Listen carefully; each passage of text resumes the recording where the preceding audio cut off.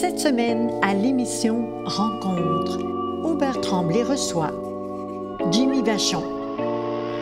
Bonne rencontre! Bonjour, bienvenue à l'émission Rencontre. Nous avons rencontré la semaine dernière M.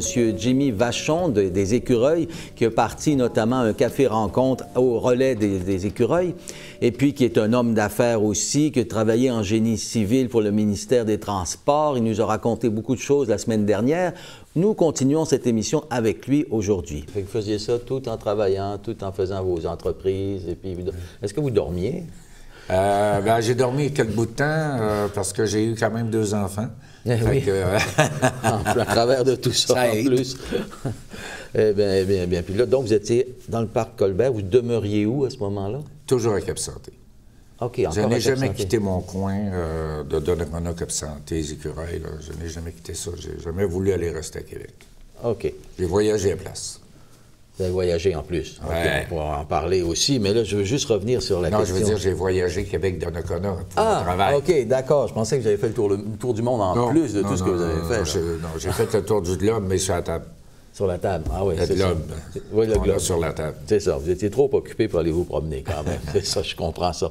Mais donc, ça a duré jusqu'à quand, là, votre entreprise de tri, là, postale? Ça a duré jusqu'à 2008, je pense, 2008-2009.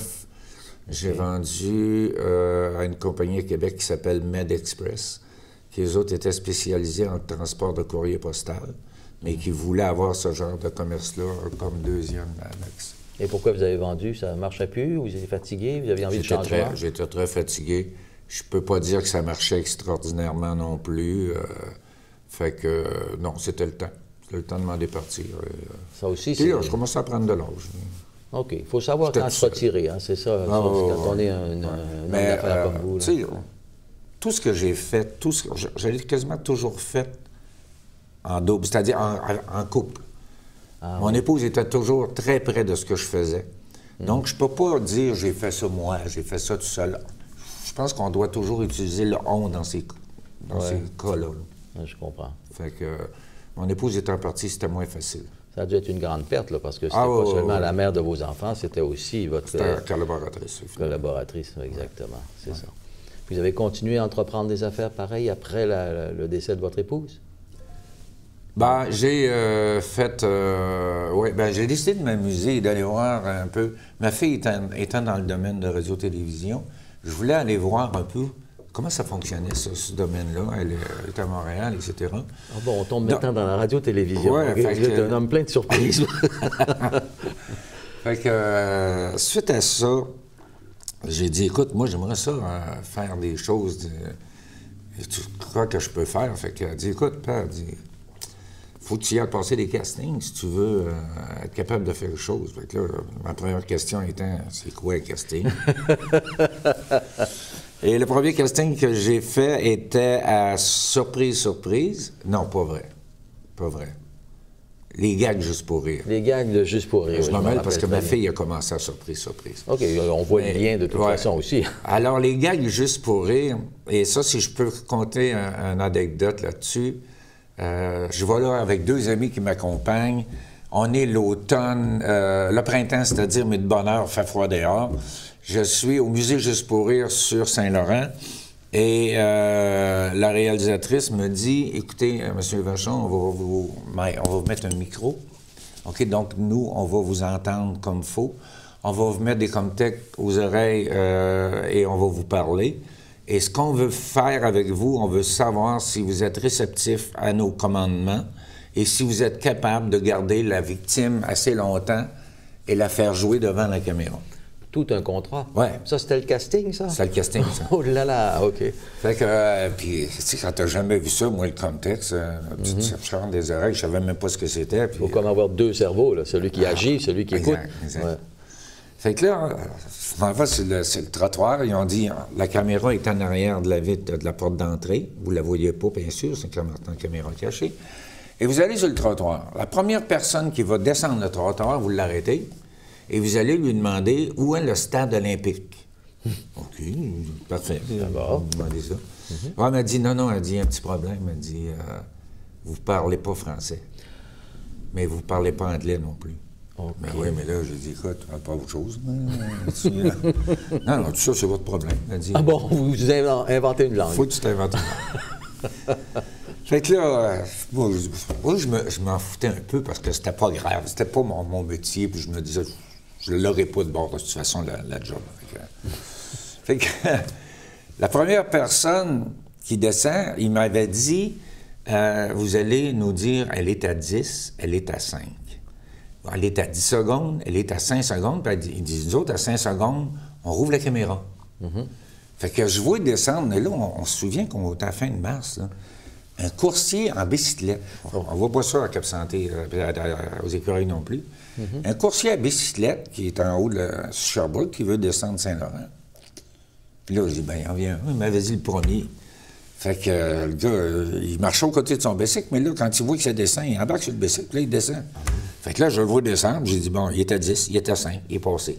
Ça a commencé comme ça. Ça a commencé, c'était ma première intervention. Et par la suite, il en revient un autre, puis j'ai dit, ouais, j'ai un problème. Il m'a dit, comment ça? Ben, c'est un Chinois. Ah, ça, c'est pas de problème. Fait que là, je l'ai arrêté et j'ai décidé de m'inventer une langue et de parler en allemand. OK.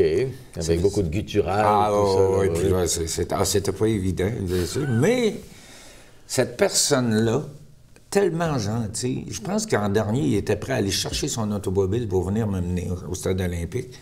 Il a tout fait pour essayer de m'aider, mais eux autres, ils me donnaient des commandes. Ils disaient, le gars, il disait, ben, regarde, c'est vers là-bas. Il disait, moi, on dit l'inverse. Moi, je me revirais, c'est vers là-bas. Le gars, il disait, non, vers là-bas. C'était toute une Puis là, des fois, il disait, c'est là. Il disait, monte en haut. Fait que là, je monte en haut, le kit. Aller jusqu'à dire, émette un singe. Ah bon? OK. C'est un bout. Puis ça, il fallait que je garde l'intérêt de la victime. Puis il fallait pas que. Parce que lui, il bougeait, il fallait que je le garde dans la caméra. Fait que là, j'imitais un singe. Puis moi, j'ai décidé de me donner du plaisir aussi, parce que moi aussi, je trouvais ça drôle. Fait que là, je prenais des puces dans la tête, je faisais semblant de les manger. Vous épuchiez votre victime. Ah, tout ça a fait que là, on a mis fin au gag. J'ai dit, tu l'as gardé beaucoup plus longtemps qu'on en a besoin. Fait que, donc, vous aviez passé le test? Bien, en tout cas, on m'a dit, on va vous rappeler. On m'a rappelé 3 ou 4 jours plus tard, parce que ça, c'était pour tourner environ, on m'avait dit, entre 25 et 30 gags divisés entre 2 comédiens ou comédiennes. Fait qu'ils en prenaient 2 journées-là. Ils m'ont rappelé pour dire, M. Vachon, on a décidé de vous prendre, etc. Puis on va vous rappeler aussitôt qu'on va avoir les gags, parce que là, on parlait plus de juin à juillet pour faire les gags en été. Correct, j'étais bien content. J'ai dit, écoute, oui, à partir de là, ils vont me diriger, ils vont me dire quoi faire. Je savais qu'il n'y avait pas de texte, de toute façon, que c'était pas un métier vraiment d'acteur. Alors, mais ils m'ont rappelé beaucoup plus tôt que ça. 3-4 jours plus tard, la même réalisatrice, productrice m'appelle, Mme Racine. Elle dit, M. Vachon, elle dit, vous aviez fait un travail remarquable en casting. Elle dit, on a un problème. Je dis, comment ça? Elle dit, on n'avait pas vu que vous restiez à Québec.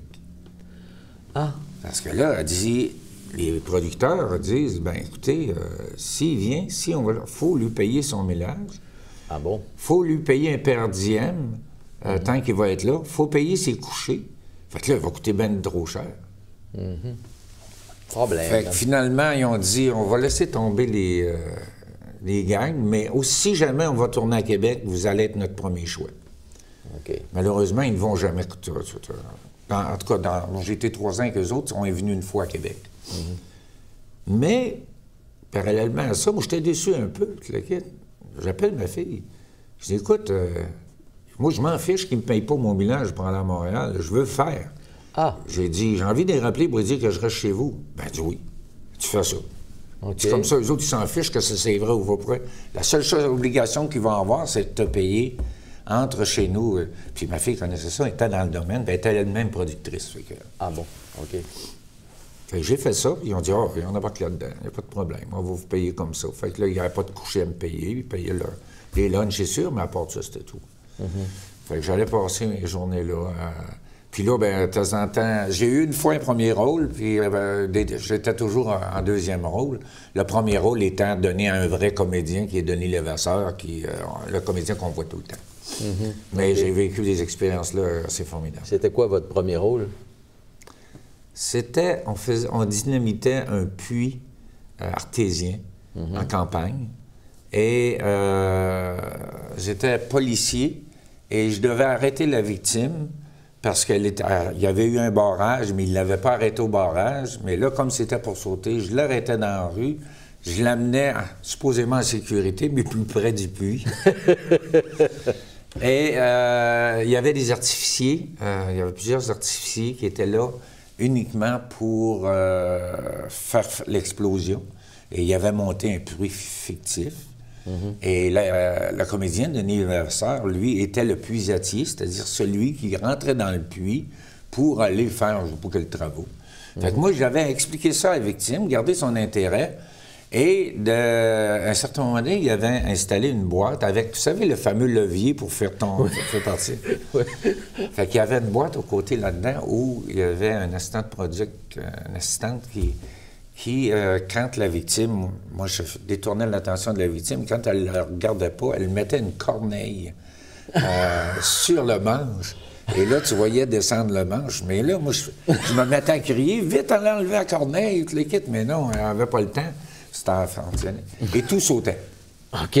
Mais là, on avait vu entrer le comédien, lui, Denis Levasseur, dans le puits. En réalité, il était caché derrière des blocs, tu sais, puis... Et quand moi, je détournais l'attention pour qu'elle mette la corbeille, lui, il se sauvait, puis il s'en allait en arrière d'un endroit sécuritaire. Ce qui faisait que quand ça sautait, il n'y avait personne là. Mais la victime pensait que le comédien était toujours là. Oui, qui avait explosé avec le... Fait que là, moi, j'essayais de mettre ça dramatique. Je me disais, hein, le gars, il est encore dans le puits, là, lui, il doit être mort. Puis là, c'était... Drame. Il est arrivé toutes sortes de choses dans ce tournage-là. On a tellement eu de plaisir. Vous, l'entrepreneur qui se lance dans les gags de télévision, il n'y a rien qui vous arrête, vous. Et comment vous en êtes venu... Là, donc, vous avez fait ça pendant combien d'années, là, justement, là, ces gags-là? Je dirais 3-4 ans. J'ai tourné, je dirais, entre 25 et 30 gags, si ma mémoire est fidèle. Ah oui, sapristi, entrepreneur et comédien. D'accord. J'espère que vous n'êtes pas en train de tourner un gag avec moi maintenant, là. Alors, je vous félicite, vous êtes à surprise. Oui, exactement. C'est ça, où est la caméra cachée, justement. Donc, là, vous habitiez toujours à Cap-Santé à ce moment-là. Et puis ensuite, on va où ensuite, là? Là, vous aviez toujours votre travail au ministère ou c'était fini à ce moment-là? C'était fini à ce moment-là. J'ai pris ma retraite il y a 20 ans maintenant. Parce que là, il faut s'approcher de votre café rencontre aux écureuils. Oui, mais là, il va falloir recouper des bouts. OK, bien, allons vite un peu, là. Qu'est-ce qui s'est passé entre surprise, et pas surprise, mais les gags de... entre les gags et Donnacona, le café. Qu'est-ce qui s'est passé en quelques mots, là? En quelques mots, j'avais toujours envie de travailler dans une cuisine bien installée, un restaurant qui fonctionnait bien, etc. Fait que je suis allé donner mon nom comme cuisinier dans un restaurant, un grand restaurant assez de Port-Neuf, là, avec à haut débit, pour vivre cette expérience-là que j'ai faite pendant un été que j'ai adoré. Et, comme cuisinier? Comme cuisinier, oui. Ben, avec l'auberge, on n'a pas le choix d'être en orchestre aussi. Il faut faire tout. Fait que, oui, j'ai fait... Puis avec mon commerce de traiteur, fait que donc, mais vous n'aviez pas de formation là-dedans, mais vous aviez de l'expérience. Non, j'avais même, je dirais, pas mal d'expérience. Ah, OK. Fait que j'ai été là pour aider le cuisinier. Je ne sais pas si je peux le nommer, mais c'était au restaurant Chavigny. Et j'ai travaillé avec Éric, le cuisinier là-bas. Puis, un endroit formidable. J'ai adoré les gens. J'ai adoré mon expérience d'un été. C'est ce que je voulais vivre, j'en avais assez, etc. Et puis après ça, ben, j'ai surtout déménagé mes pénates l'hiver à Chaleur, dans le sud. Ah, OK, vous avez fait ça. Et comment vous êtes retourné? Maintenant, vous habitez aux Écureuils. Vous êtes retourné à votre plein d'enfance. J'avais plusieurs bâtisses. Il fallait que je me départisse, là. Et il me restait cette station-service-là que j'avais achetée, qui était une ancienne station-service, qui n'était pas belle du tout, là. Et que j'avais loué à une compagnie qui faisait du machinage. Eux autres ont terminé leurs activités. Après ça, j'ai loué pour faire de la restauration d'auto, du lavage plutôt. Et j'ai reçu une lettre de la ville me disant que j'avais pas le droit d'opérer ce commerce-là, que j'étais en zone résidentielle. Ah, OK. Ah, là, je suis retourné voir l'urbaniste à la ville. J'ai dit, vous avez fait une erreur. J'étais un garage. Ah, mais ils ont dit, là, vous ne l'êtes plus. Comment ça? Ben, ils ont dit, on a changé le zonage. Ah. Puis on vous a mis résidentiel. Ben oui, mais je fais quoi avec ça, moi? Ils ont dit, vous faites une résidence. Je me suis battu pendant 3 ans parce que je ne suis pas le genre de personne à laisser tomber ce genre de choses-là et je voyais une injustice très grave. Mais ça m'a mis un peu en déséquilibre dans mes affaires. Donc, j'ai vendu mon auberge, j'ai vendu ma maison, puis je m'étais dit, le dernier que je vendrai, c'est celui-là, qui restera, c'est celui-là où je m'en irai. Et ça a été le dernier, malheureusement, que j'ai resté. OK. Il a fallu aménager une résidence dans le garage? Exact. Fait que j'ai refait des plans à l'intérieur des 4 murs et j'ai refait une résidence là, qui est ma résidence aujourd'hui. OK. À Donnacona. Maintenant, vous étiez retourné aux sources, on va dire. Mais j'ai gardé mon droit commercial, même en me battant avec la ville, j'ai réussi à revoir mon droit commercial. Donc, je suis le seul, ou à peu près le seul lieu commercial entre le McDonald's et la fin de la paroisse, à pouvoir exercer du commerce intérieur, du moins. Puis est-ce que vous en faites? J'en ai fait dans le sens où j'ai loué une partie de cette résidence-là au groupe Investor pendant 8 ou 10 ans. Et là, je l'ai récupéré, puis non, j'en fais pas. Mais ce sera toujours loisible à qui un jour acquérera la propriété de faire du commerce. OK, d'accord. Vous avez réussi à gagner ça quand même. Oui, mais je viens surtout de réussir à passer ça. À la télévision? À la télévision. Mais oui, justement. Vous êtes un homme habile, plein d'intérêts complètement différents et plein d'esprit d'entrepreneur. C'est assez particulier. Et comment vous en êtes venu à vous intéresser à l'Église et éventuellement à faire un café au... comment ça s'appelle? Bon, ça se trouve dans le local de la sacristie. Le café s'appelle la Cachette à Pinotte pour rester dans la thématique des écureuils. Ah oui, la Cachette à Pinotte. OK, c'est en arrière, justement, de l'église en bas, là. C'est une belle cachette pour les écureuils, oui. C'est ça. Il faut se rappeler que l'église des écureuils a été désacralisée il y a 7 ans. OK? Et elle a été remise à un comité qui s'appelle le Relais de la Pointe aux écureuils, avec l'obligation de faire de cet édifice-là un endroit socioculturel. Okay. Donc, de créer des événements, de faire en sorte que les gens se rassemblent pour des activités quelconques, artistiques, se rencontrer ou des choses du genre. Donc là, je devine que vous étiez intéressé dès le départ quand ça s'est fait, ça? Pas tout à fait, non. Au départ, je ne voyais pas vraiment comment ils allaient opérer ça. Mais les gens qui ont repris ça, le comité qui a repris ça, ont été vraiment habiles. Parce qu'ils devaient penser à 2 choses primaires. La première, c'est de l'obligation qu'on leur avait demandé, c'est-à-dire de leur vocation de réaliser. Ouais. Et la deuxième, c'est aussi d'assurer la survie économique du bâtiment. Mais oui. Parce que là, on leur donnait le bébé, mais on leur donnait tout. L'entretien du bébé. Les couches, tout était là. Okay. Et je pense que c'est pas un secret pour personne de savoir qu'un édifice comme ça coûte assez cher à administrer. Puis elle n'a pas été remise nécessairement dans un état exceptionnellement parfait. Donc, juste vous donner un exemple, l'an dernier, on a dû repeindre la toiture au complet. Et ça a coûté, je pense, de l'ordre de 60 000 $. Donc, il a fallu trouver ces sommes-là. Fait que les gens sont très imaginatifs. Et on a dit, écoutez, c'est grand une église, on n'a pas besoin de tous les locaux, mais on va quand même offrir ces locaux-là à des gens qui ont des activités parallèles aux nôtres. Donc, l'hiver, du mois d'octobre aller jusqu'au printemps, la nef, ce qu'on appelle la nef d'église, est louée à une organisme ou une compagnie qui font de la gymnastique pour les jeunes. C'est-à-dire c'est une école de gymnastique. OK? Ouais. Je ne sais pas si je m'exprime bien quand je dis gymnastique. Mais c'est gymnastique artistique, c'était mon sport quand j'étais jeune, je connais bien ça. Et pourquoi l'église? Bien, c'est bien simple, c'est que dans la nef, on peut installer des trampolines. Mais oui, c'est ça. Directement où il y a l'hôtel, il y a des trampolines. C'est ça, fait qu'on peut monter jusqu'au Saint-Jean-Baptiste, revenir, monter au Saint-Jean-Baptiste, revenir. Et on a refait le jubé aussi, on a aplani ça que ça doit. Et là, c'est les matelas qui sont posés pour le sol. Le sol, l'exercice au sol. OK. Et à l'intérieur aussi, il y a 2 locaux qui ont été aménagés. Un qui est loué pour un bureau, une compagnie privée, mais l'autre qui a été loué à l'organisme qui s'appelle le Halo, que tout le monde ici dans le comté connaisse à peu près, ou du moins dans ma région, parce que c'est un organisme qui rend des services énormes à la population en termes d'aider les gens qui sont malades, aider les gens qui sont démunis pour être capables d'avoir des transports pour se rendre dans les hôpitaux à Québec, envoyer des infirmières, en tout cas, toutes sortes de choses, faire des repas.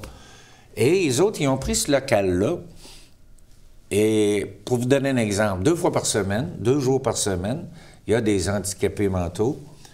Comment est-ce qu'on dit ça maintenant? Je pense que c'est plus le bon terme est utilisé, mais en tout cas. Je pourrais pas vous dire. Et ces jeunes-là viennent et ils reçoivent du linge en ballots, des gros ballots de linge.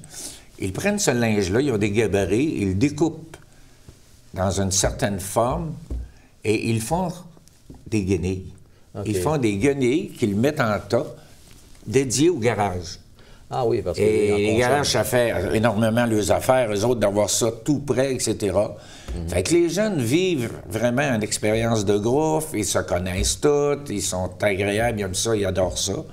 Fait que c'est encore le Halo qui parraine ça, et il y avait besoin de locaux, donc il y a ces locaux-là qui servent pour ça, et on est rétribué par l'association. Quand vous dites « on », vous êtes déjà impliqué là, dans votre tête, là? Non, je suis juste ma mère. OK. J'essaie juste de répéter un peu ce qu'ils me disent. Mais non, je ne suis pas dans le comité. Je laisse ça pour les plus jeunes. Et dans la salle paroissiale, parce que toute église qui se respecte a à son soubassement une salle paroissiale. Dans la salle paroissiale, ce qu'ils ont décidé de faire, ils ont créé un autre organisme qui s'appelle le Relais du meuble. Et ils récupèrent des meubles que les gens ne veulent plus, ou des gens qui ferment le loyer pour s'en aller en CHSLD ou des choses du genre, et ils donnent leurs meubles parce qu'ils savent que c'est pour une bonne œuvre. Ces meubles-là sont repris, sont remis là, et sont revendus à prix très, très populaire. Ça fait que un étudiant qui s'en va au cégep, puis il manque quelques meubles, s'en va là, puis pour très, très peu d'argent, va être capable de se modeler. Et c'est surprenant de voir la qualité et la propreté des meubles qu'on reçoit. J'ai acheté une porte, là, je me souviens, puis je ne l'avais pas trouvée ailleurs, une vraie porte en vrai bois. Là. Oui, c'est impressionnant. Fait que, puis c'est le fun, c'est plaisant sur 2 volets, parce que de un, ça rend service, parce qu'avec cet argent-là, ça permet ce que je cherche de payer le chauffage de toute l'Église. On parle d'une 30aine de 1000 piastres par année. Mais ça donne une deuxième vie à des articles qui se seraient trouvés à la décharge publique. Tandis que là, ça, c'est le relais des écureuils. Ça, c'est le relais de la pointe des écureuils. Vous vous insérez là-dedans à quel moment? J'en reviens toujours aux mêmes prémices que dans une église qui se respecte, il y a toujours une sacristie. Oui. Alors, ce local-là, on a décidé de lui donner un autre nom qui s'appelle la sapristie et qui en fait plutôt une salle de... appelons ça une salle de réunion, une salle de rencontre. Une salle de spectacle. J'ai déjà joué là, moi. Une très belle salle de spectacle. Petite salle, mais une très belle salle. Quand je dis petite salle, lorsqu'il n'y a pas de COVID, on peut aller jusqu'à 110 personnes environ, assez confortablement. Et là, dans le temps de la COVID, pour la distanciation, on reçoit jusqu'à 60 personnes. Mais, comme vous avez dit, nous, là-dedans, on a installé un café. Parce que cette salle-là, elle était utilisée de temps en temps pour des retours de funérailles ou des choses de genre. Et elle était utilisée une fois par semaine, le vendredi soir, pour ce qu'on appelle le 5 à 7. Parce que maintenant, il s'est établi une tradition aux écureuils, c'est que le vendredi soir, c'est 5 à 7 à l'église, et tous les vendredis soirs, à 5 heures précis, le clocher sonne. Les cloches sonnent. Okay, c'est pour annoncer le 5 à 7. C'est comme une nouvelle messe, le 5 à 7. Exact, exact. Okay. Et ça nous reste dans le folklore et ça nous garde un peu dans nos souvenirs. Fait que, donc, c'était uniquement réservé à ça. On n'avait pas d'autres activités. Et, moi, ça me trottait, ça faisait longtemps que tous les jours, 2 fois par jour, j'allais prendre un café à un autre endroit où on a dû modifier les heures. À ce moment-là, on ne pouvait plus y aller à telle heure, on ne pouvait plus y aller à telle heure, etc. Je me disais, bien, c'est un peu tannant. Et moi, je voyais le perron de l'église des Écureuils, je me disais, ça serait-tu le fun, des petites tables là-dessus, puis un café. Fait que j'ai été lancer mon idée au responsable du relais de la Pointe aux Écureuils. J'ai dit, on pourrait, ça vous tente pas de faire un petit café ici, le kit? Ils ont dit, Jimmy, c'est une idée formidable que tu as là. Ah, c'est plaisant quand c'est reçu comme ça, les idées. Oui, on dit, oui, franchement, là, parce que ça nous permet... Ils disent, on a juste un problème. Ils ont dit, nous autres, on est bien d'accord à le faire, mais tu vas être le responsable. C'est souvent comme ça quand on a des idées. Voilà. Ouais, bon. Et c'est comme ça que j'ai été élu. Désigné volontaire, c'est ça. Fait que, oui, et j'avais du temps et ça me tentait de relever ce défi-là. Et donc, on s'est bien entendu sur ce que devait être ce café-là. Donc, premièrement, oui, un café rencontre, donc dédié à tout le monde, pas uniquement aux gens des Écureuils, mais évidemment à tout le monde dans le comté, dans la province, sur le globe. Donc, on reçoit des touristes quand il y en a et qu'on indique où ça se trouve, parce que c'est pas facile de trouver. Et on a ouvert ce café-là qui est ouvert du mercredi au dimanche, de midi à 5 heures. Quand même. Maintenant, il peut y avoir des prolongements lorsqu'il y a des activités. Et justement, mon rôle, c'est de faire en sorte que trouver des activités pour amener des gens. Okay. Parce que on s'entend qu'opérer un café dans une petite rue où il ne passe pas nécessairement beaucoup de monde, on n'est pas dans un centre d'achat. C'est pas évident. C'est pas évident. Et c'est sûr qu'il n'y a pas foule là tous les jours. Et on s'attendait à ça aussi. Mais on a commencé à habituer des gens qui disent « Ah, oui. Puis là, ces gens se rencontrent là, puis ils se connaissent. Puis là, bien, ça devient un must de dire « Ben, regarde, le midi à 1h, moi, je vais là parce qu'un tel va être là, puis on va jaser, etc. Okay. » Fait que c'est comme ça que ça vient. Un lieu de rencontre, c'est ça que vous Voilà, vouliez. exact. Un lieu de rencontre pour partager nos souvenirs, mais aussi notre futur, nos projets, tout ce qu'on veut faire. Parce que c'est pas parce qu'on est rendu à un certain âge qu'on n'a pas nécessairement de projet. C'est le contraire. Il faut continuer à avoir des projets si on veut vieillir en santé. Vous, en particulier, j'imagine que vous ne manquez pas de projet. Alors, c'est comme ça que l'idée est venue. C'est comme ça que ça a débuté. Mais la plus belle chose de tout ce projet-là, que ce soit le café, que ce soit la relais de la Pointe aux Écureuils, la plus grande chose, c'est que tout ce qui est fait à l'intérieur de cet organisme-là est fait à 100% par des bénévoles qui ne gagnent pas aucun salaire. Tu sais, chez nous, les bénévoles sont bien contents si vous venez prendre un café et que vous allez leur donner un pourboire. Évidemment, ils sont bien contents. Ils n'ont pas de salaire. Mais ils n'ont pas de pourboire non plus. Ah? Parce que les pourboires, on les remet à l'organisation. Ah oui, ils sont vraiment bénévoles. C'est vraiment bénévole à 100%.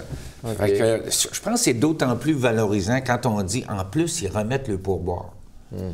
Mais ils veulent quand même en avoir parce que le pourboire, c'est un signe de bon service. C'est pas nécessairement uniquement le monétaire. Quand vous disiez que les gens des Écureuils étaient reconnus pour travailler ensemble, là, vous en avez une belle preuve encore. Là. Et là, on ne parle pas de 5 ou 6 bénévoles. On parle, moi, je dirais facilement entre 30 et 50 bénévoles. Là, parce que les gens alternent. Si au relais du meuble, ils sont peut-être 10 à 15 bénévoles. Chez nous, on a au moins une dizaine de bénévoles. Pour le restant de la bâtisse, il y a encore 10-15 bénévoles. Je pense qu'on n'est pas loin de 30 bénévoles. Là. Je pense que c'est tout le temps qui nous est alloué, Monsieur Jimmy Vachon. C'est de valeur, on a bien des choses à raconter. Vous avez des choses à raconter. Ça a été très agréable. Ça a été très agréable. Bien, mesdames et messieurs, nous avions à l'émission Rencontre Jimmy Vachon avec nous qui a tellement fait de choses dans sa vie qu'on en a fait 1 heure entière, 2 émissions au complet. Oui, c'est ça. Et puis à la semaine prochaine.